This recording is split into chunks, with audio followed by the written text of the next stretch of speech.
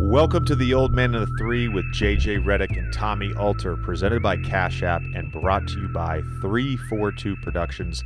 This is episode 92, Nick Nurse. Tommy, this is a bonus episode. We are launching our coaching series. This coaching series is brought to you by Future. The Future app is a really cool health and fitness app where you get your own personal coach. When you think about the most successful people in the world, Tommy, what do they all have? They all have a great coach. 100%. What are you excited about this coaching series? Because we've been talking about this for a long time, and I think we wanted to wait till the beginning of the year to launch it. So what are you most excited about? I think all great coaches are great storytellers. Great coaches are great communicators. And great coaches are also great leaders. And we had an unbelievable run last year with our leadership series. This is sort of a piggyback on that, where we're focusing just on coaches in basketball and in sport. And Nick Nurse is a great coach to start this series off with. We recorded this a month ago in Toronto, in person, and Nick's won an NBA championship. He's coached all over the world. We get into his all story. All over the world. And he's been NBA Coach of the Year. This is a really exciting episode for us to present to you guys, and really excited about this series. We've got some great coaches lined up. Yeah, and I would say to the viewers and the listeners, any ideas you guys have for us in this series, we're really sort of gung-ho to get going on it. So, tweet us, Instagram us, email us, whatever, send them all in. But we're going to be doing more of these for sure. Absolutely. All right, again, this is episode 1, bonus episode of our coaching series presented by Future. This is Nick Nurse. Let's get to it. All right, let's welcome in our guest, Nick Nurse, head coach of the Raptors. Nick, thank you so much for joining us. We appreciate the time. Yep. Glad to be here. Good to see you. Good to see you as well. Last time I saw you, I was competing against you, so this is nice. This is nice just to have a chat. Those were some rough days, man. I was just gonna say you were hard to prepare for and hard to compete against, but so I'm glad you're done. I don't know if you are or not. A lot of coaches around the league are, myself included. Yeah, I'm glad. I'm happy. I want to get a little bit of your background. You grew up in Iowa. You were at Northern Iowa. And then you play this year. I'm very curious about right after college. You played it for a year in the British Basketball League. Yep. For the Derby Rams. Yep. And you were the player coach. Yep. Describe that year to me. Well, it was really interesting, and I learned a lot. So I'm done playing at Northern Iowa.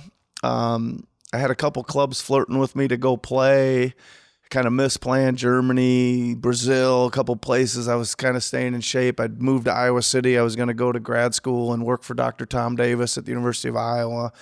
And this guy calls me up from England and says, I'd sent out, this is pre-internet days, if anybody can remember those, but I'd sent out a few packets of a cover letter and a resume and some newspaper clippings to about 7 or 8 teams, Australia, Japan, Germany, England, to see if I could just find a job and play a little bit longer. I wasn't very good in college, but I wanted to keep playing. This guy calls me up and he says, "Hey, it says here on your cover letter you're interested in playing and or coaching overseas. How about both?" And I said, "What?" He said, "Well, we have a tight budget here, and we usually bring an American guy over to be our player coach." And I said, "Sure." I think it was about $300 a week, and I was going to be the head coach. And I got over there, and I was a point guard in college, and basically it was like almost not having a coach and just being the point guard, calling plays and things like that. It was super interesting. Pretty low budget team, had a pretty good starting 5, had no bench to speak of. I played every minute of every game, gave myself the green light all the time. And it was fun though. Really, really, small little gym. We practiced twice a week on Tuesdays and Friday nights. It was interesting, man. It was fun. It was fun, man. How did the other guys receive you? Well, the funny part is that they know it's pretty low level and low budget, right? There was one couple older guys like my starting center was like 35, so I was like 22 years old at the time. I think, doing this, maybe 21. I graduated, 21, 22. And that part was kind of weird at first, to have guys in their 30s that I was coaching. That was just something I hadn't even really considered. And you know what? It was more like I just had to,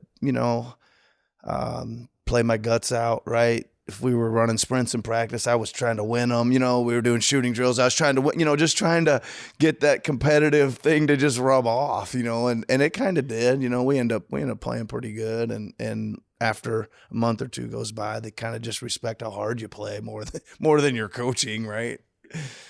So if you wrote on the resume that you were open to a coaching job, I assume you had thought about coaching before that. Did that year sort of reaffirm your desire to coach, or was it a bit of a disaster in that regard? No, it was this. It was I got a degree in accounting, and I was gonna I was gonna be an accountant and go get a job and all that stuff. And about, I don't know, right in the start of my senior year in college, I was like, my God, I'm like going to be done with this sport like forever here in a little bit. And I was like, no way. I was like, you know what it's like when you put your whole heart and soul and every thought of your whole day into trying to become the best player you can become. And I was like, there's just no way I can walk away from this now. And I just went over and talked to my coach and talked to the AD at the time at Northern Iowa. And I said, I can't be an accountant yet. I gotta coach and get this basketball thing, see if it's going to. And then that was it. So I knew I wanted to stay around the game. So I went and coached and got to play another year. And that was the start of keeping it going. And I've somehow stayed employed ever since then. Do you feel like that unique experience helped you at all when it comes to just like managing people? Like, we talk about this with a lot of different types of leaders on the show, not just coaches, but managing every locker room is different with the personalities and everything like that. Well, I mean, I think that one of the biggest things about leading a team, right? That's really what it is. I mean, the X's and O's and all that stuff is like really, really important, but it's like 15% of the job, I always say. Yeah. I mean, it's a really important 15%. I mean, we can talk about, seem like every locker room I've ever gone in my whole life, I get up there and they're like, who in the hell is this guy? And you got, again, it's almost like I went back and tried to earn the trust or the communication or the just whatever, the leadership role by playing so hard in that job. And then when you get a little older and you can't go out on the court, you've got to, you got to be solid with your tactics and your planning, and all that gets you, again, a little more respect, and the communication then opens, and then trust and all that stuff. So yeah, it was valuable. You had a lot of stops prior to the NBA. Sure did. Too many to name. I sure did, man. Too many. I'm trying to sort of frame the mindset of a 23-year-old who basically finishes his playing career. There had to be an openness to just be in the game and take a job. Yep. Could you ever have imagined that it'd take you around the world the way it did? Not really. I think that there was a couple of things, right? Like going to Derby Rams out and being the player coach. That was more because I just wanted to play a little bit, right? And I figured, oh well, I want to coach too, so that'd be kind of cool. And then, like the very next year, I got offered at 23 years old. I got offered a head coaching job in college. In my home state at Grandview University, a little NAIA school. And I was like, geez, man, this is unbelievable. They're offering me this job. So I started doing that. And then I went to be an assistant at the University of South Dakota. So I was like, envisioning climbing the college ranks and trying to be a college head coach someday.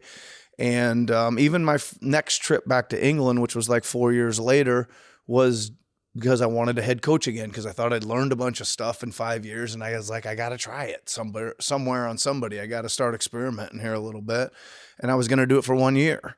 And then, I went over there in a year and we won the title, and it was really cool. And then I got the big team in Belgium called, and like, oh my God, they're actually going to get paid for working now. They're going to actually pay me a decent salary, and it just kind of kept moving from there. And it kept becoming interesting to me. It was like super interesting to live there.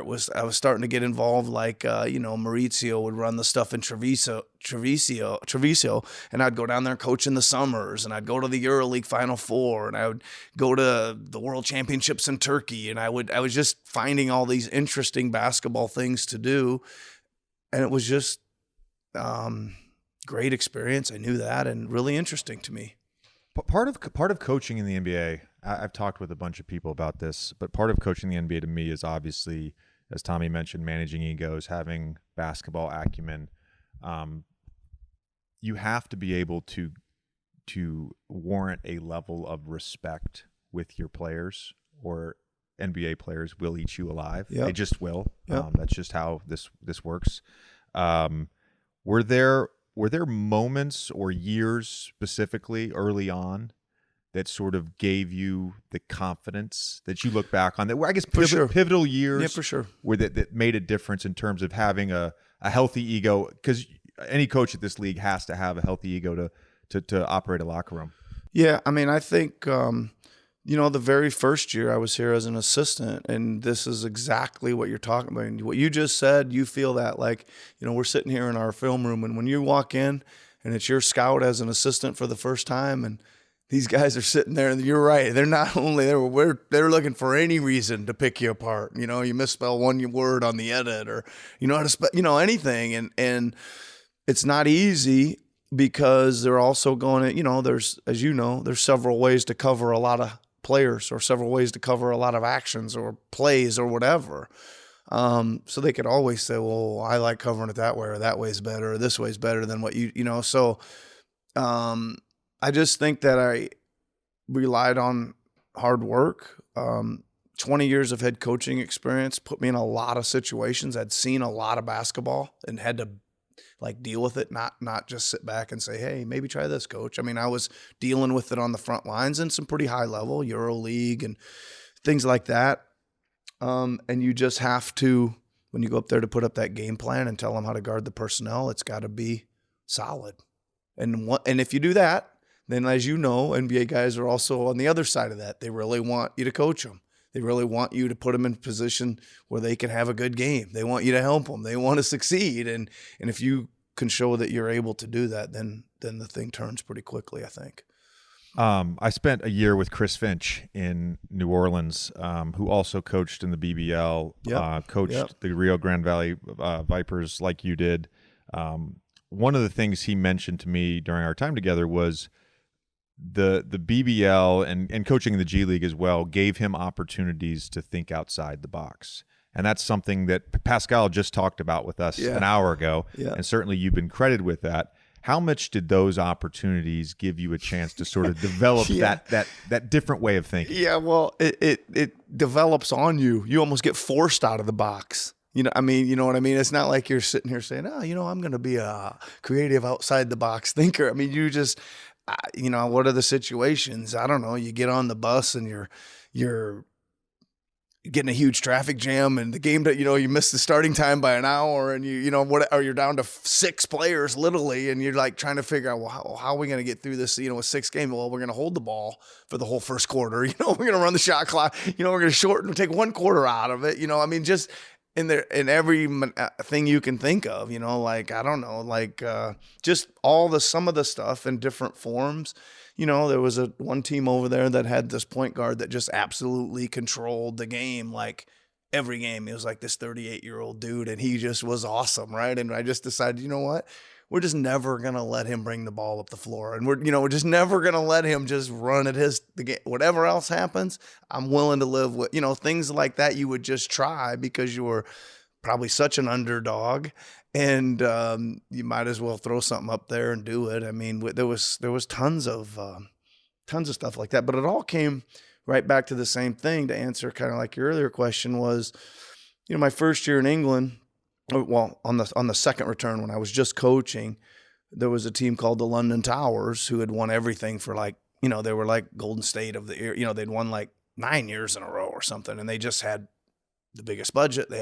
This is back when there was only 2 Americans team. They had every English player on their team, every single one of them, on one team, and just used to get in the car every like 2 or 3 times a week and drive down to London and sit in the front row and watch them play over and over and over, just watching like, this is the team I got to figure out how to beat. A lot of that just came from study and work and really getting to know them, and those ideas conjure up after you see them play 40 times live, I should just mention here that I actually played against the London Towers when I was at Duke. No kidding. Freshman year, we took a trip during fall break to London. You sure did. We spent 3 or 4 days there. And what? This is fall And of you know 02. what? I was coaching that team. Was that Luol Deng? Was Luol Deng with you, or was that another? No, that was Luol was. I'm just trying to think. I think that was you were there, and I was coaching. Were you a freshman? Yeah, I was a freshman. Yeah, I was coaching that London Towers team. Wow. I was gonna say we played Duke a couple times. Yeah, that's wild. Yeah, that's wild. In going to sort of the thinking outside the box, and I'm glad you brought up this Belgian point guard, 38-year-old guy. Yeah. Just like, you're not going to bring the ball up. Yeah. We were talking earlier about the box and one with Steph. Yep. Is there a tougher player to game plan for right now than Steph Curry? Yeah, there's a handful of them. As you know, he's really, really tough, without a doubt. But you know who the other ones are. It's really hard to figure out what to do with LeBron. He's just seen, and he seems to see and beat everything. It's hard to make him that uncomfortable. Giannis is really hard. Harden, Durant. There's quite a few of them actually, but Steph's unbelievable. I can't believe the kind of shape he must be in, as fast as he runs. Yeah, the whole game, every game. That was said. Yeah, that's what amazed me playing him in the finals. I just, one of the things I said over and over in that series was like, I know they're running fast, but you got to run fast too. We got to run fast too. Keep chasing them. Like play tag and keep chasing them, because it's like nonstop. I think you alluded to this when we sat down. You said something like, I was a headache to game plan for. Yeah, it's very nice of you to say. But for players like that, are you literally losing sleep? Like, how much are you thinking about, especially once you get to the playoffs and you've got to figure out a series against Giannis or a series against Steph? Yeah, in all seriousness with you did something that was unique that they never would really see. It was you'd be down in that corner, you'd physically strong, and you'd get a good start and push off on them, and then when you'd get clearance, and then you'd make push off. No, you I did. would certainly you and use some leverage. Yes, me and you would have these conversations during the game. You were like, I'd say, he's pushing off. And you'd say, well, your guy's holding me first. And he's right, because I would tell him to hold you, hold you first. But it seemed to backfire on us sometimes. And then when you'd get around the screen, you'd make such clearance, different than a lot of guys did, that kind of throw ahead that you do and get away. And we were coming up with all kinds of things to just go around the other side of you and all, because everybody's trying to catch up and get back in front. And by that time, you had already had the shot up. So we were trying to go around the back and challenge you to your right hand. And we were trying everything to, we were literally doing drills where guys were trying to push our guys over at the start of, and stay in the race, So, but I don't think we lose sleep about them too much. I think I don't know.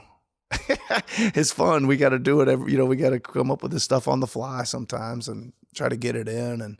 And that team in 2019, I've said it as 100 times, but the things they could do on the fly, adjustment-wise, in a game defensively, it was incredible. I've never seen anything like it. So I have to bring this up just because he's going to get mad. And we talked about this with Pascal, but the shot, Kawhi's shot, when it was happening, what was your initial thought once the ball was inbounded?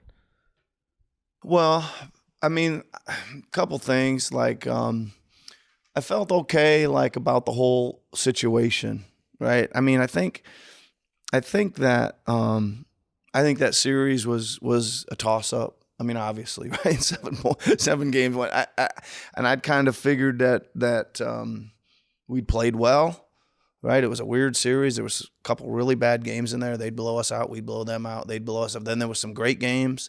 I thought in that particular game, I was okay if it went to overtime. I thought we had a good feel of the game. So when he came off there, it was okay. I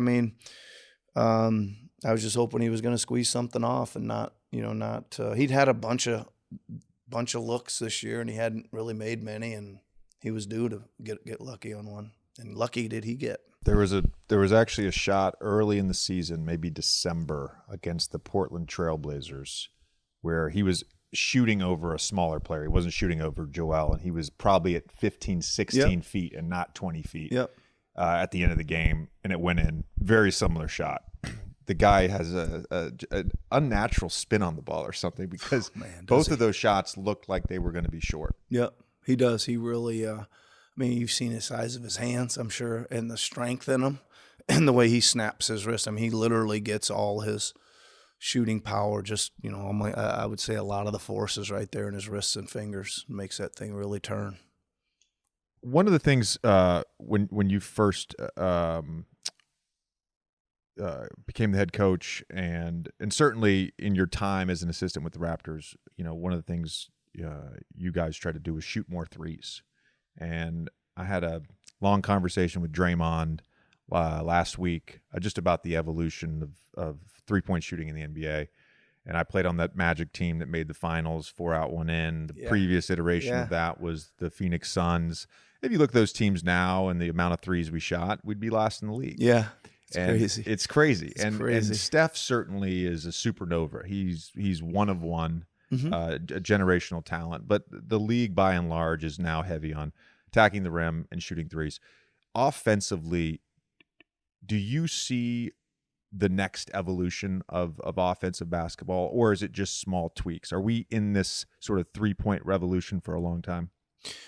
Yeah, I mean, I think so, for sure. I think that everybody is now on board. You know, you talk about where you guys would place, and it was outlandish, the number you shot, and now it'd be like, you know, even like the pace of the game. The Suns, remember the run and gun Suns with Nash? They'd be 30th in pace right now. You know, I mean, because when there's two teams going, you know, it changes. But I think so. I mean, I think that we're going to see the high volume of threes, but I do see a little bit of a movement back of certain teams to continue to work for the non-paint twos. And I think that, I mean, I thought last year was the biggest change in regular season physicality.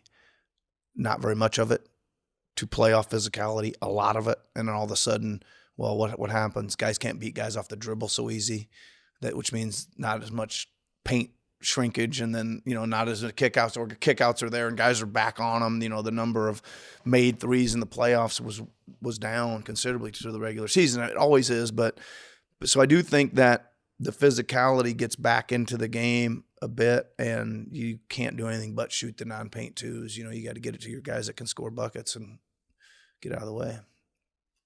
Future is a new workout experience that pairs you one-on-one with a fitness coach who will map out a custom workout plan and also keep you accountable every single day, all through the Future app. When you sign up for Future, you're paired with your own fitness coach who custom builds a workout program that is delivered straight to your phone every week. I talked to Derek today for the first time, my new buddy, who's going to get me rocking and rolling on this thing. Tommy, you're already pretty jacked. I'm excited to see Thank you. what your gains are over the next few weeks. That was the first compliment you've given me of 2022 so far. Yeah, you've got swole arms, bro. First and maybe last. So right after you sign up for Future, you'll hop on a FaceTime call with your coach. You'll blueprint out any goals, what injuries you have, where you like to work out, any equipment available to you. Your coach will then develop a comprehensive training plan, taking into account any and every factor that you'd like to fit in. This is a very personalized experience, Tommy. For sure. Future coaches have trained athletes from top collegiate and professional programs across the country, busy professionals, and even celebrities. Imagine what you could accomplish if you had a Future coach in your corner. Your coach is going to check in with you via text, FaceTime. He or she is available at all times to help you answer questions, fine-tune your workout. The monthly fixed cost is the price of a single personal training session in the gym.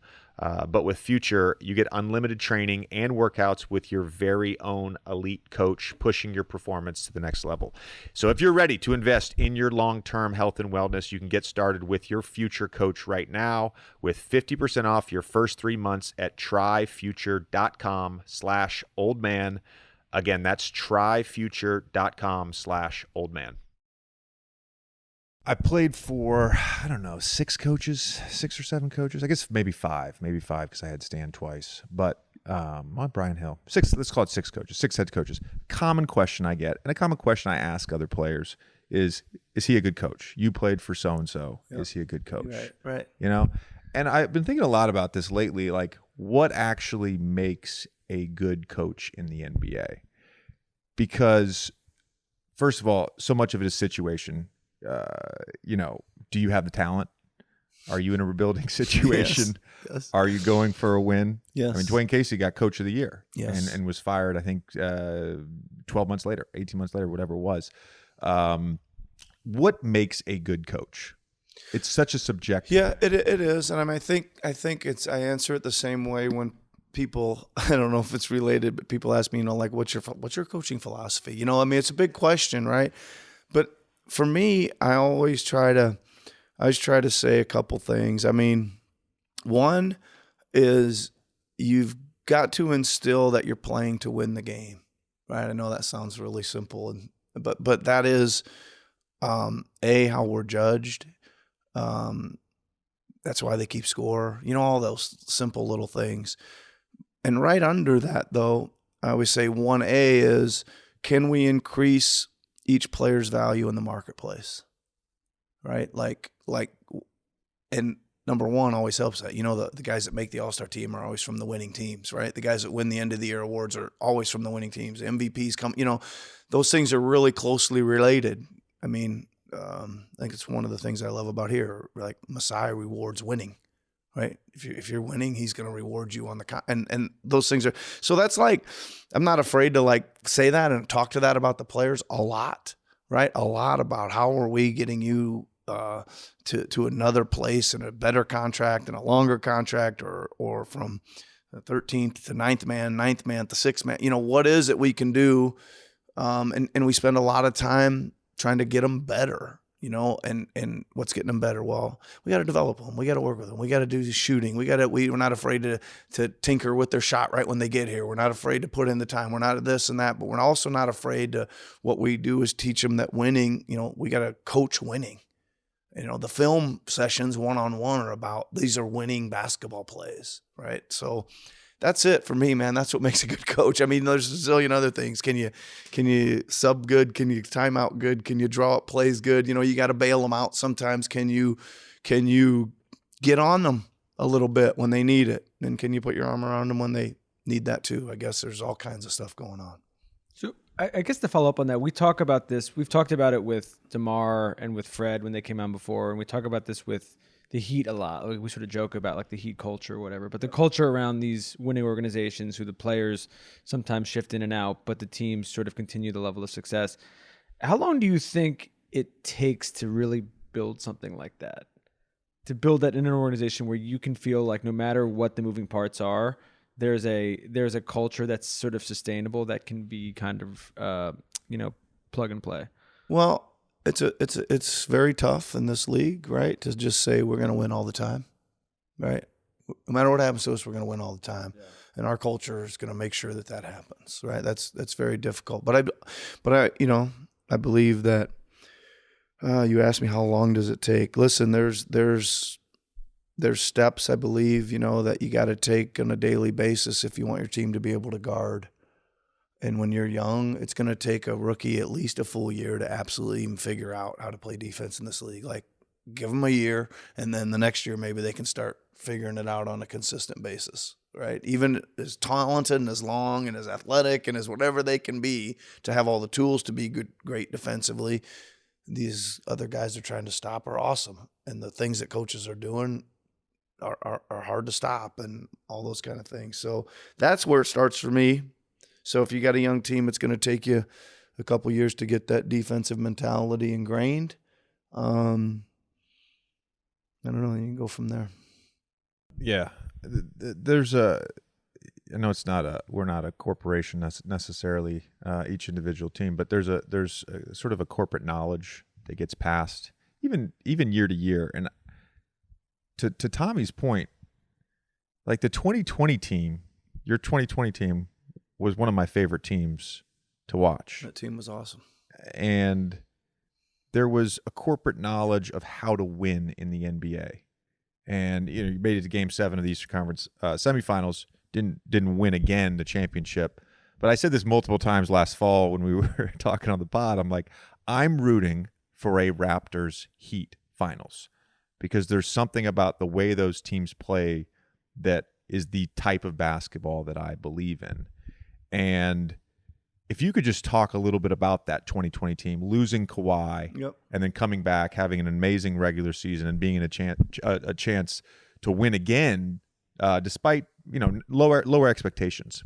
Yeah, I mean, first of all, that team got to play 22 games without Kawhi the year before for the load management games, and they went 17-5. They had a little chip on their shoulder, especially early when they didn't quite know what the hell was going on with Kawhi and why he wasn't playing some nights and why he wasn't. And we thought that was only going to be a couple-month thing, but we kept kind of winning, and they just said we might as well just buy more time and all those kind of things. So they already knew they were capable, and they really believed in it. They guarded they were just so connected on defense. And I'll say this, like Fred, Kyle, Serge, Mark, Pascal are special players.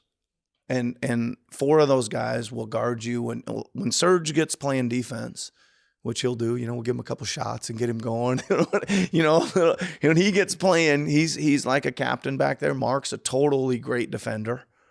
Kyle will fight everybody the whole game, and Fred's a great defender too.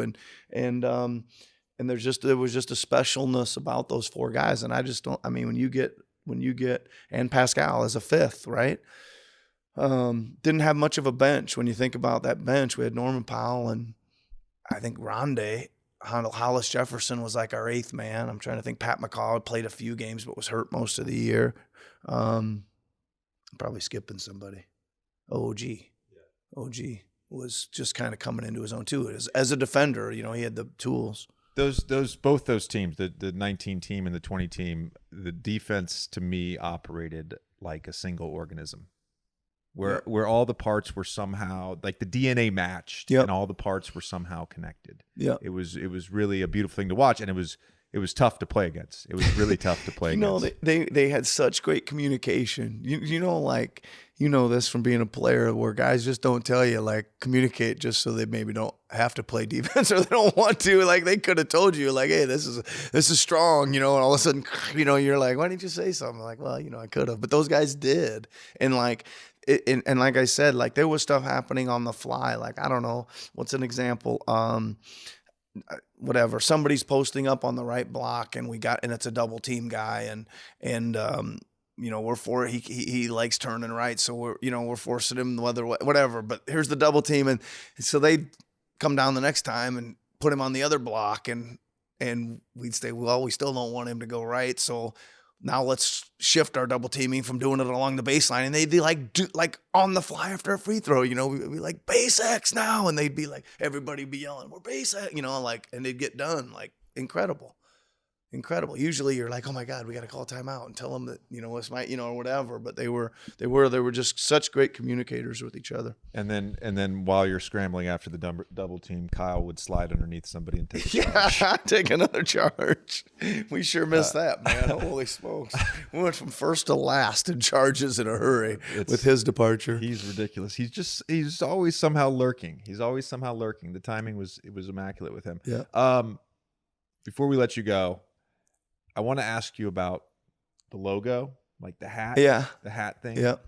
And the reason I'm very curious, sort of your perspective on branding as a coach, right? Because as players, right, we're all about branding. It gets ingrained in our in our brains at a very young age, especially with this generation who's grown up with hundreds of thousands of Twitter followers and Instagram followers from the time they were 14. And I'm curious about that aspect of your branding. Okay, so that thing was like a total accident, right? Like, I think we went to a fall coaches meeting in Chicago, and I think it's Travis Matthews, the sport. Yeah, they were there giving out some hats and some shirts, and they gave me one of their black hats and it has a TM on it, and I just liked it. It was all black. I wear a lot of our colors, and I wear it. I was wearing it to a couple press conferences, and my brother, who was a working at University of Northern Iowa, the Nike rep went over and said, "Why's your brother keep wearing these Travis Matthews hats on the press conferences?" And he's like, "I didn't, I was just wearing a free hat, And the guy said, "Kind of looks like his initials. I'm gonna get him some Nike hats and put an N on them." And they made like 4 of them. And so I quit wearing the Travis Matthews ones. I start wearing the NN ones, and I'm wearing them for a long time, and nobody says anything. Nobody even really can even hardly see it, right? And then like one playoff game, I think in the first round, I think Tim Bontemps from ESPN raised his hands at the press conference and said, "Is that your initials on your hat?" And I was like, "Yeah." And I kind of got up and got out of there. But then it kind of became a thing, and we started the foundation, and people wanted to buy them, and then you just so we sell them all. All the stuff, the Dr. J stuff, comes through the foundation, and just ways for us to raise money for the foundation. Really, it's amazing. It's amazing, and apparently Nick has invited me to the Foundation's golf tournament next summer, which I hope to attend. All right, awesome. awesome. All right, we appreciate the time. We gotta get on a flight, head back to New York. All right, great to see you guys. All right. Thanks for coming to Coach. Toronto. Yeah. All right, take care. Yep.